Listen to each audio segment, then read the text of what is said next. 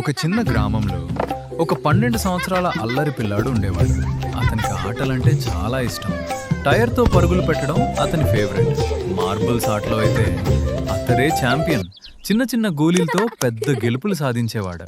చెట్లు ఎక్కడం అంటే అతనికి చాలా ఇష్టం. జామ చెట్టెక్కి పండు తింటూ ఆనందపడేవాడు. అల్లరి అంటే అల్లరి. స్నేహితులను ఆట పట్టిస్తూ నవ్వులు పంచేవాడు. సైకిల్ మీద గాలిలా దూసుకెళ్తూ ప్రపంచమంతా తనదే అనుకునేవాడు. ఆ చిన్న చిన్న క్షణాలే అతని పెద్ద సంతోషాలు. ఆనందంగా జీవించడం అతనికి బాగా వచ్చు. చెరువు దగ్గరైతే ఇంకో లోకం. నీళ్లలో చప్పరించుకుంటూ నవ్వులు పూయించేవాడు. ఆకాశంలో గాలిపటం ఎగరేస్తూ తన కలలను కూడా ఆకాశంలోకి పంపేవాడు. చిన్న తిండి అయినా పెద్ద ఆనందం. ప్రతి ముద్దలో ఆనందం వెతికేవాడు. రోజంతా ఆడుకుని అలసిపోయి చెట్టు కింద ప్రశాంతంగా నిద్రపోయాడు. అది ఒక చిన్న జీవితం కాదు, ఒక పెద్ద ఆనందం.